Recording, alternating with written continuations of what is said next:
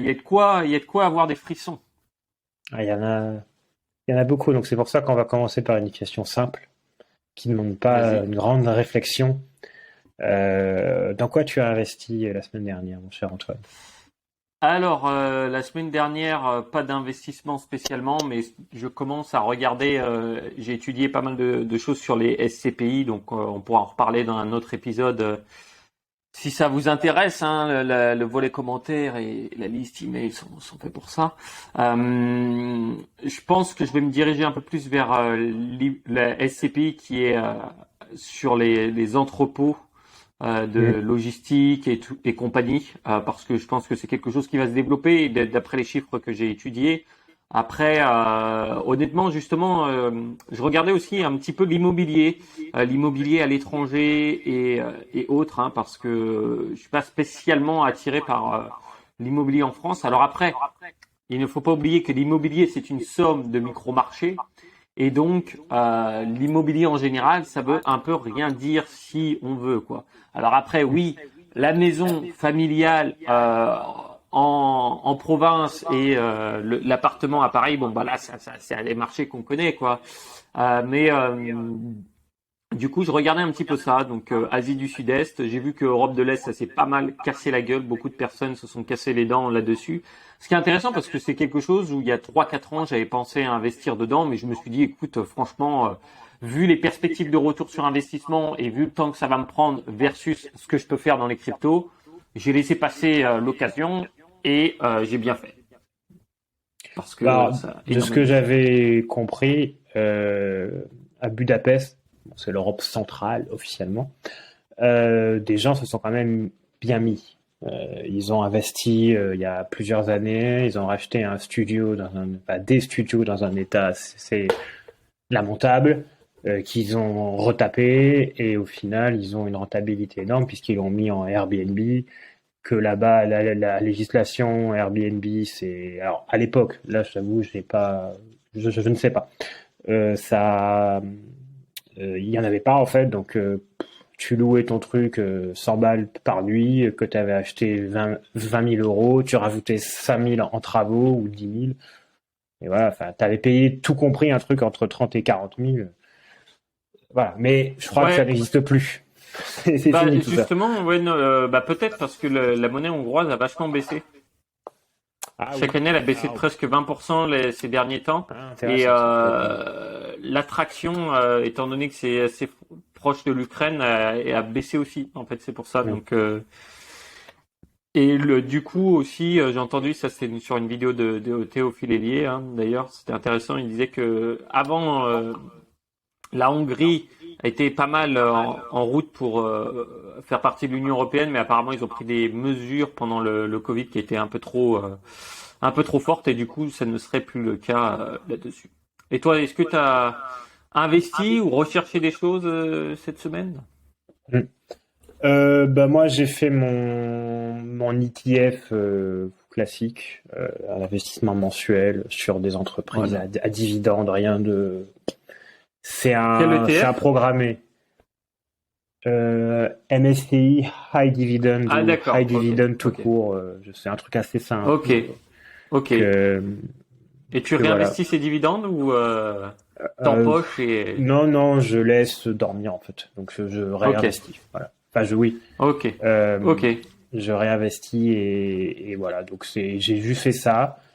Euh, et, et, euh, et donc voilà, j'ai pas regardé le reste. J'ai, euh, voilà. C'est en fait cette semaine, j'étais vraiment à fond sur intelligence artificielle. Vraiment, j'ai vraiment creusé le sujet à fond. Donc j'ai pas regardé. Les cryptos étaient assez stables. Voilà, ma Donc, SCPI, j'ai pas mal ouais. déjà investi. Donc vraiment, c'était juste un investissement programmé. Voilà. Donc en gros là, c'est peut-être pas toi qui me parle, c'est peut-être un avatar d'intelligence C'est ça, c'est artificielle, c'est ça. ça? On Ok, n'est pas bon encore bah. là, mais ça devrait venir. Faut qu'il y ait une API pour que ça se connecte à Riverside et voilà. Et quoi, Ok. je connais un Et gars qui après a ça sera monté bon. une extension Chrome sur Chat GPT sans coder, donc. Je crois qu'on Ouais, va y non, c'est arriver dans pas possible, hein. longtemps. C'est possible. J'avais fait des petits tests comme ça. C'est tout à fait possible Ouais. Si de le faire ce genre de design, tu truc. t'en fous, en fait, tu peux le faire. Ah, bah voilà. Après, Oui, faut t'as commander les pas le designs design. ailleurs. Voilà, c'est ça. Mais sans Ouais, design, tu peux ouais. le faire. Euh, Ouais, T'as un gars, ouais, ben, je pense que c'est même tu demandes des conseils de design, après il va te les donner et tu les mets ailleurs. J'ai pas regardé encore ce qu'il faisait avec, parce que justement là, je pense que personne, tout le monde s'en fout du design pour l'instant tant que c'est pas du public, quoi. c'est Mais ça. C'est ça. Mais intéressant. c'est quelques heures de taf. Mais bon, c'est pour ça que je commence vraiment à creuser et de plus en plus, je m'en sers bien. Mais voilà, il y a changement de paradigme, je pense. C'est assez intéressant Ça, c'est sûr, sur c'est l'IA. sûr, c'est sûr. Hmm. Ok. Et justement, il y avait un chiffre que je voulais te montrer. Alors, c'est celui-ci que j'ai vu sur Twitter. Du coup, parler des cryptos Crypto. un petit peu et des banques, hein, parce que là maintenant on a plusieurs guerres qui se livrent, hein, entre guillemets quoi. Et on voit que, je vais peut-être pouvoir grossir l'image, voilà. En gros, on est à la balance la plus faible sur Ethereum sur les exchanges depuis 2015. Fait intéressant quand même, hein, puisqu'on voit que quand la supply elle monte sur les exchanges, vous voyez ici, on a eu la montée, elle a baissé, on a eu la montée du prix. Ici, elle a remonté en pic. Alors, je sais pas ce qui s'est passé honnêtement ici, où c'était la production qui était super haute, mais le pourcentage de supply et avait plus que doublé. Et après, on a eu le bull market et depuis ça a baissé, baissé, baissé, baissé, baissé. Et en général, quand l'offre diminue drastiquement et que si la demande augmente, on peut avoir des augmentations de prix plus rapides, quoi. Hmm. Le vert, c'est le prix et le violet, c'est le pourcentage sur une plateforme, c'est ça? Ouais, sur les échéances centralisées, c'est ça. Ouais, Le vert, ouais, le prix de l'Ethereum, c'est ok. en vert et la supply. Non, c'est intéressant, oui. J'avais vu le truc, j'avais lu, j'avais pas vu un graphique, mais j'avais lu. Alors de ce que je comprends, il n'y a pas toujours une explication de tangible, mais il pourrait y en avoir une. C'est ça, hein, en fait, on peut Ben, pas le toujours 12 tout relier, avril, quoi. ben, le 12 avril, tu as la mise à jour Shanghai, donc qui est la suite de Merge, donc qui Ouais, était la grande mise à jour, mais en fait, il y en a d'autres qui arrivent. Et ouais, dans cette mise à jour, tu as beaucoup de personnes qui vont pouvoir débloquer les ETH.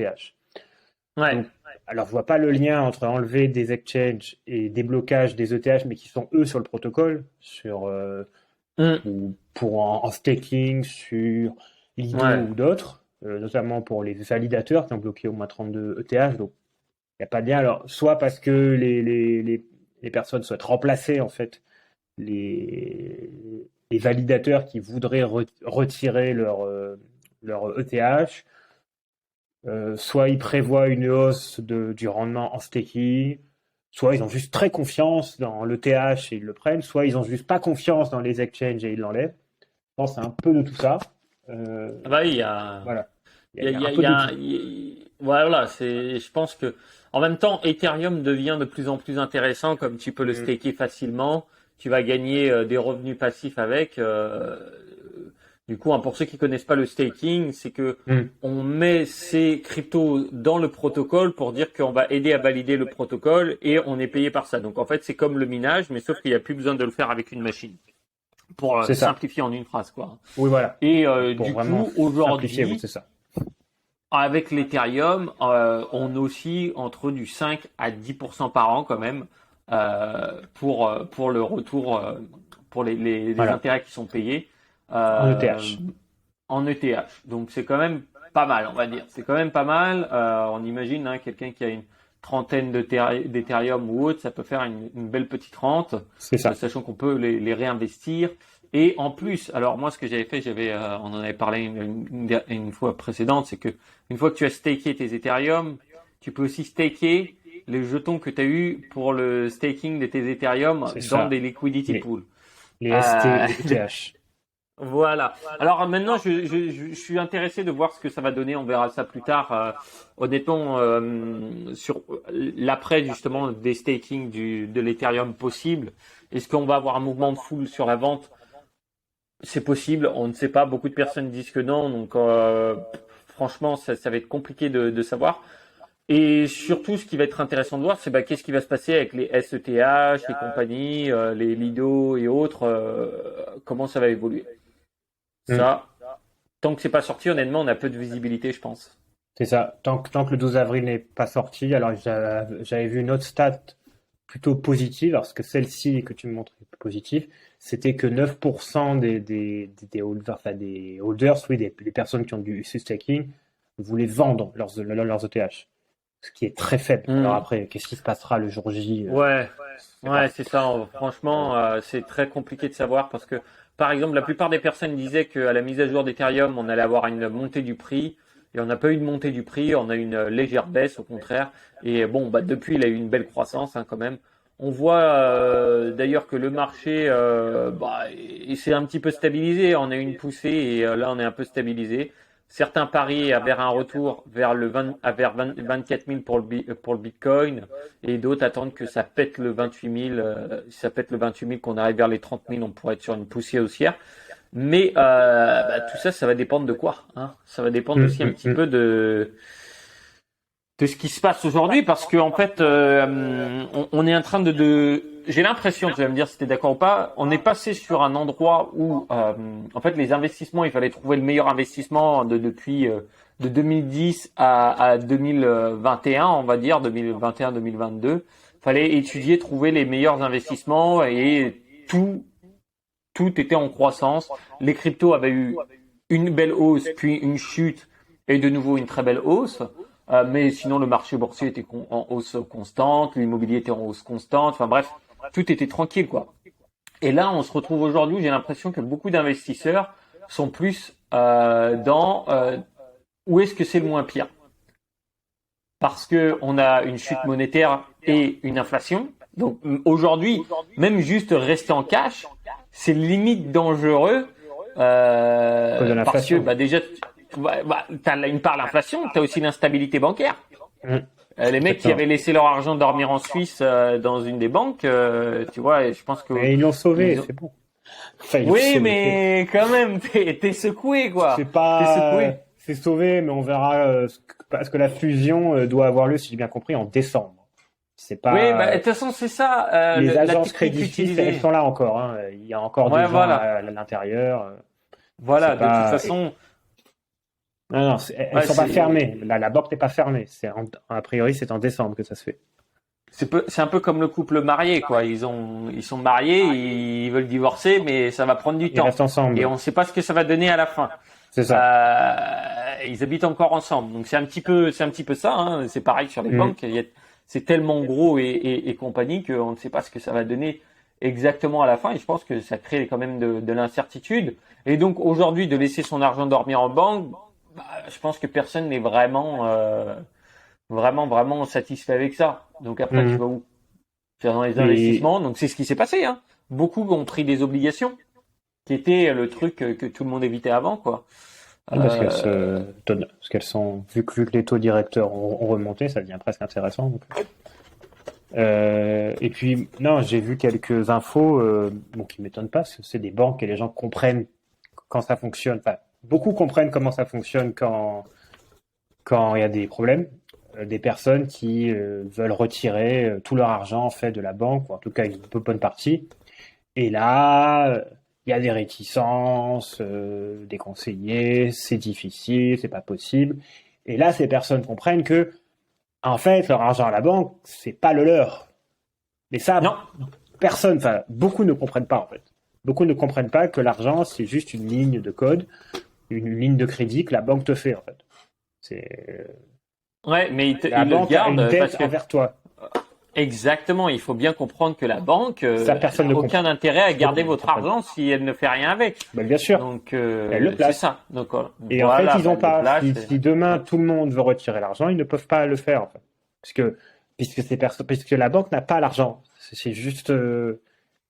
Alors, il y a peut-être des petites banques. Alors bon, là, je sais que beaucoup de personnes qui écoutent sont françaises et vivent en France, donc ça va pas parler aux gens, mais ça ressemble un peu aux crédits agricoles locaux.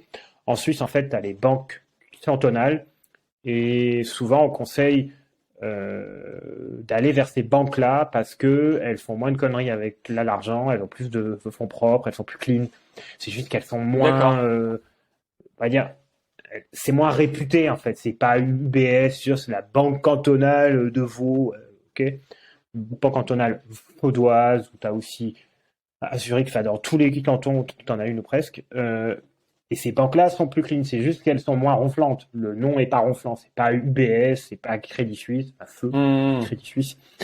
Donc c'est pour ça qu'on conseille plutôt, enfin moi en tout cas on m'a conseillé, parce que mes comptes pro sont chez UBS, on m'a dit la Banque cantonale de Vaud, la PCV mieux. Donc c'est pour ça, il faut vraiment faire attention aux banques qu'on choisit et vraiment se renseigner si on a Ouais, vraiment beaucoup d'argent à placer, quoi. c'est la fin des fintech ou quoi, là, les banques low cost online, Ensuite, t'en ça as marche pas bien, beaucoup. ça. Si, t'en as deux, trois. Ouais, Mon compte c'est toujours perso, les ouais, mais Suisses. Les c'est tout Suisses, ils ramènent petit. tout, Mais c'est tout petit les aussi. Suisses, ils ramènent tout à eux. Tout à Je parle l'argent. de tout le monde. On parle pour tout le Moins, monde. moins. Pour Ouais, être honnête, moins. ouais. C'est, Et donc, ils du vont plus coup, à Dubaï. ouais, c'est sûr, c'est sûr. Et, est-ce que c'est ça, du coup? C'est, en fait, c'est le fait que, bah, les gens vont commencer, je pense, le truc, c'est que la confiance dans les banques, aujourd'hui, je pense que ouais, certaines personnes ont perdu confiance dans les banques, mais il faut pas oublier ce qui s'est passé en 2008 et après tout le monde a fermé les yeux. Donc Bien sûr. je pense, on est toujours dans Ça va se repasser, hein. l'émotionnel. Voilà, on est dans l'émotionnel. Dans 6 mois, un an, parce que on est tous humains, on est tous un petit peu feignants, on n'a pas envie de s'embêter à sécuriser son argent, à aller devoir investir à droite, à gauche, et on veut la solution la plus simple. Et beaucoup s'en foutent. Et il faut pas l'oublier. Voilà. Et que moi, Ouais. j'en vois sur Voilà. LinkedIn qui font des posts plusieurs fois par semaine, toutes les semaines depuis un an ou deux. La création monétaire, il faut comprendre, c'est très important, c'est pas votre argent, tout ça. C'est très bien ce qu'ils disent. Mais tout le monde s'en branle, pardon, c'est très impoli, mais Mais c'est c'est pas la grave, s'il y a un vérité. problème, on C'est ira dans la malheureux. rue. C'est malheureux, mais c'est ça, tout le monde s'en fout. Voilà. Alors toi et C'est moi l'État non, paternaliste, hein. mais la majorité s'en foutent. S'en fout, pardon. Ah, mais Euh, je pense que c'est ça, hein. De toute façon, c'est aussi des choix qui doivent se faire. Si tu t'en remets, en gros, si tu vas être dans un côté passif, dans le sens passif, et j'entends pas investissement passif qui travaille pour toi, mais dans le sens où toi, ta vie, tu la rends passive, hmm. et en gros, tu suis le fil de l'eau, et si tu veux, bah, tu subis entre guillemets. Je peux comprendre, c'est difficile, t'as des machins, puis bah, t'as d'autres problèmes à régler, donc c'est pas ce qui arrive en premier. Et après, c'est ce qui forcément fait que, au lieu de parler, par exemple, d'un sujet qui est intéressant de la retraite et de dire que clairement le modèle il est pété et qu'il faut faire quelque chose et vraiment s'asseoir et de savoir que de toute façon il y a une à deux à trois ou peut-être cinq générations qui vont travailler pour rien et soit de dire ça clairement, soit on continue de vivre dans un monde des bisounours où on se dit non, non, mais c'est bon, l'État va nous sauver, l'État va faire ci, l'État va faire ça, mais bon, voilà quoi. C'est la Euh, mentalité. Tu sais, bon, j'en ai fait un ouais, post, ça a pas mal fait parler, mais c'est la mentalité en fait. C'est une mentalité où, alors ça c'est français, hein, je précise, pas suisse pas ou de autre. microbes. La mentalité, voilà, où en gros c'est l'État qui est là pour sauver tout le monde plus ou moins. J'exagère un Hum. peu, mais c'est ça. Ouais, c'est ça, l'État Que paternaliste. alors oui, je sais qu'il y a des gens qui galèrent, on va pas se mentir, mais à Hum. la fin, c'est juste bien sûr, il faut faire évoluer le système, mais c'est surtout la mentalité qu'il faut faire évoluer. C'est que tant, tant qu'il y a une mentalité qui est de dire j'ai peur de placer là parce que mon banquier dit ça alors que mon banquier ne connaît rien, ou en tout cas n'a pas l'intérêt à ce que tu le fasses, et que on ne comprend pas que même juste 50 euros par mois, c'est pas énorme, hein, mais juste 50 euros placés là, sans rien y faire, machin, c'est un mindset que beaucoup n'ont pas, en fait, ils ne comprennent pas. Moi, je Hum. connais des gens qui ont 100 000 ou 200 000 euros sur les comptes bancaires. et ils veulent pas les changer. En fait, Hmm. ils voient pas l'intérêt de bouger l'argent. C'est tout. De faire circuler. Ouais. Et si Et le le truc seul qui est intérêt dingue, hein, qu'ils c'est que, ont, c'est la ouais. garantie bancaire de 100 000 euros, ils se disent, ouais, il faut pas que j'ai plus de 100 000 sur le compte A, le compte B, donc je vais faire plusieurs comptes. C'est tout. En sachant Mais que ça, il n'y le a pas truc, assez c'est que, d'argent. à mon avis, ils n'arrivent même pas à comprendre que le jour aussi, il y a ce problème où on doit activer la garantie bancaire, c'est la merde partout. Oui, parce qu'il n'y a pas assez. Et tu vas pas les avoir demain, tes Mais sous. non. Mais tu peux ne Ce qui pas va les se passer, avoir. c'est qu'on te les Surtout, rendra, voilà, on te il les n'y a pas rendra assez peut-être d'argent. un autre jour. Non, mais Et c'est pas grave, ils imprimeront. Mais après, ils peuvent pas décider oui, c'est vrai. d'imprimer. Pourquoi? Tu as Parce que c'est raison. pas la France qui C'est pas. décide d'imprimer, c'est la Banque Centrale Européenne. Et la Banque Centrale Européenne, elle en a rien à foutre de ce que veut le gouvernement français. Donc, c'est totalement différent. Donc après, ça va se Après, passer. tous Je les pense que pays de seront toute dans la façon, merde, là. Donc, ils vont faire pour tout voilà. le Mais monde. à mon avis, de toute façon, ces La zone décisions-là euro. pour chute bancaire, je ne sais pas. Hein, honnêtement, Bah, c'est mon Chypre, ils l'ont pas ignorance. fait, hein. Ouais, normalement, c'est la Banque Centrale Européenne qui Oui, choisit. oui. Mais Normalement, bon, oui. après, je sais Bah, de pas. toute façon, Mais bon, c'est regarde, on a bien eu un la bank Banque run de France. en Grèce. Hein. La Banque de France n'a plus, bon, à vérifier, hein, mais je ne sais pas pourquoi elle l'aurait, ne peut plus décider seule Ah non? Oui, Non, oui, non, non, ça c'est c'est la Banque sûr. centrale, parce que la C'est l'Europe. politique monétaire a été Mais déléguée. de toute façon, hein, on ne sera pas les premiers à le dire, hein, mais ce qui décide de la politique, c'est qui a les manettes pour imprimer de l'argent. C'est ça. Eh oui, Tu veux payer une armée, tu veux payer des choses, c'est les personnes qui impriment l'argent. Donc les décisions ne se font plus au niveau où on pense qu'on vote pour un président ou autre, mais elles se font au niveau, ça se fait en Belgique, quoi. Hein, ça se fait au siège de la Banque Centrale Européenne et ça se fait au siège de l'Union à Européenne. Francfort, oui, C'est là que en Allemagne, c'est Francfort, pardon. là-bas. Et oui, mais Voilà. c'est à Bruxelles qu'on décide, oui, de dire à Francfort, tu fais ça, Et donc à la justement, en BCE. parlant de Banque Centrale Européenne et compagnie, bon, là, moi, je vois pas mal d'actualités qui disent que ça y est, il y en a qui vont commencer à faire leurs échanges en Chinese yen Oui. euh, et que le dollar va être délaissé sur beaucoup de marchés internationaux. Oui, alors, j'ai lu aussi, en fait, le, moi, genre, je vais donner un exemple et après je dirai.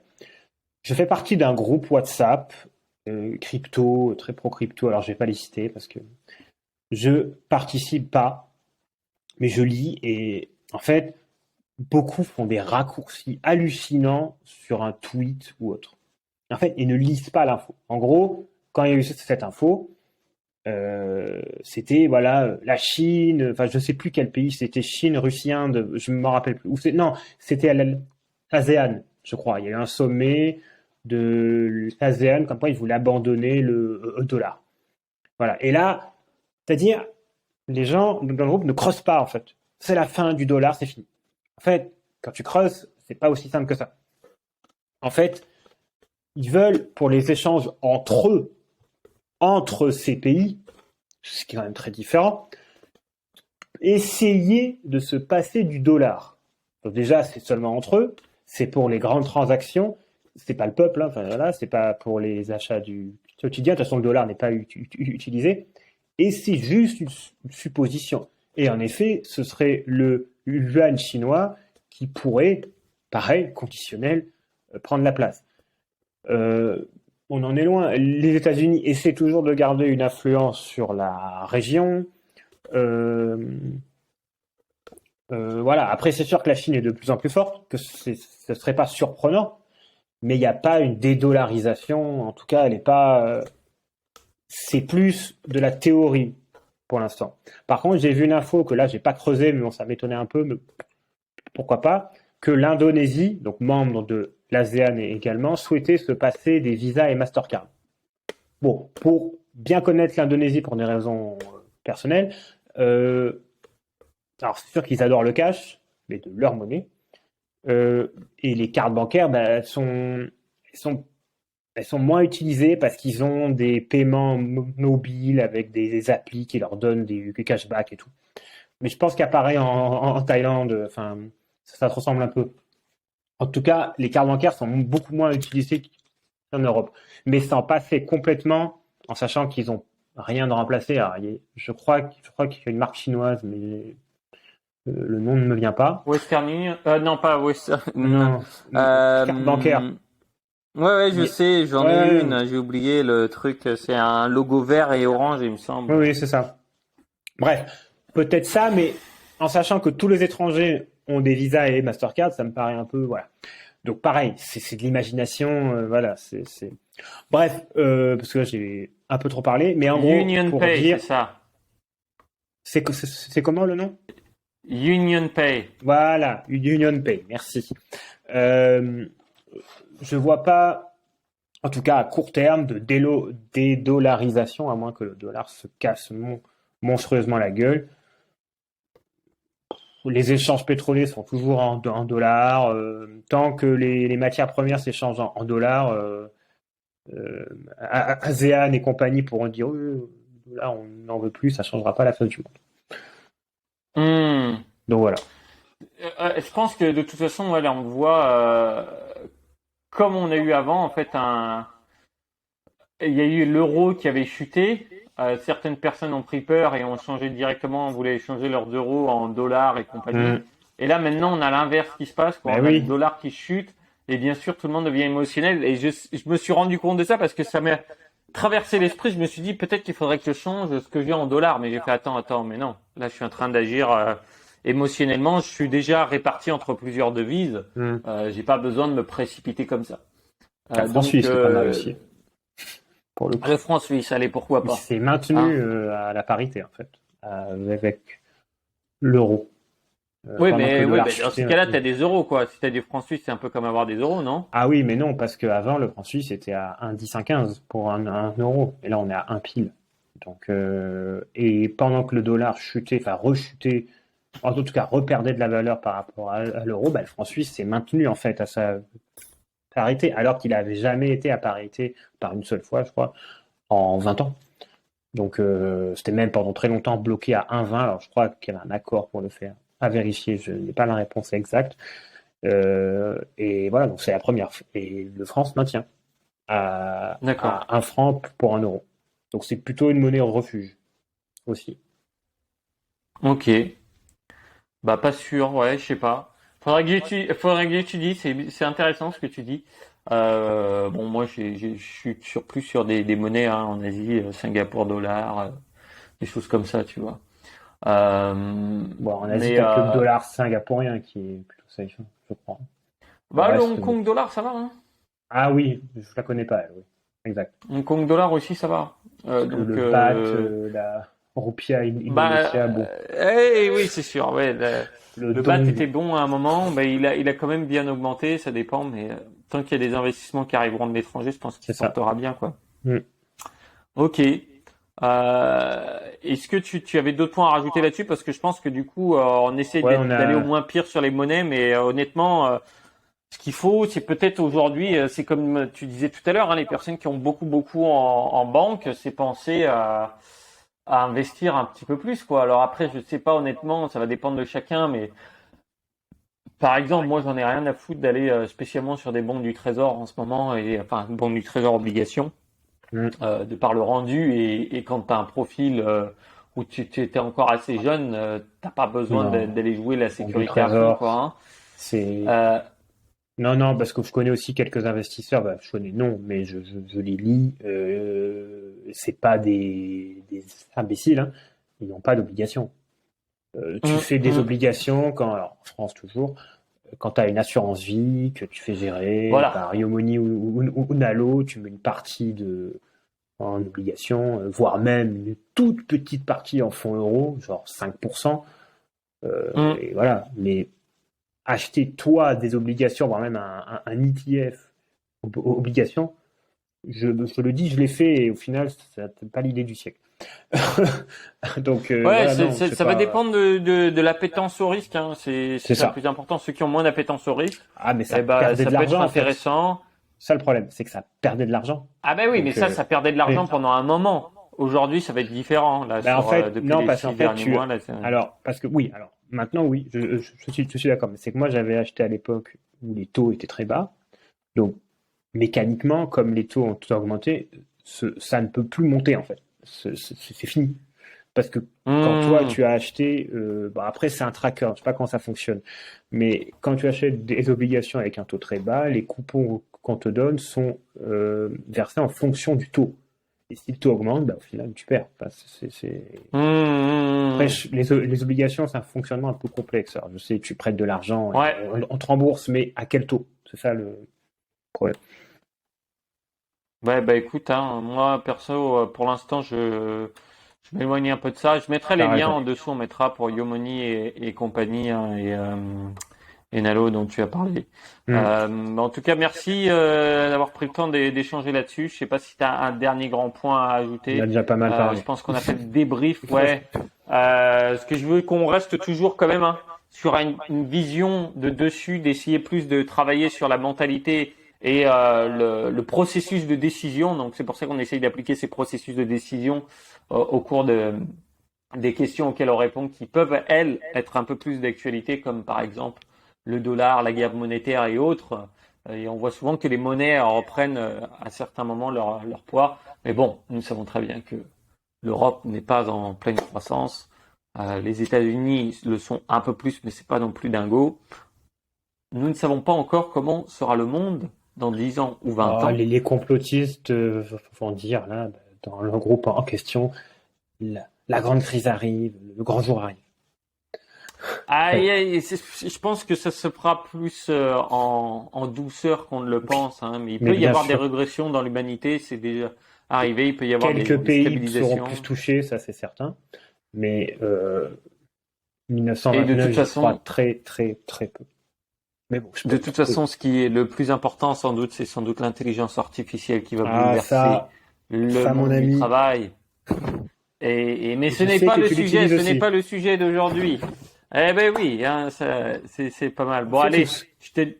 à la prochaine, À la Benjamin. prochaine, Antoine. Ciao. Salut, ciao.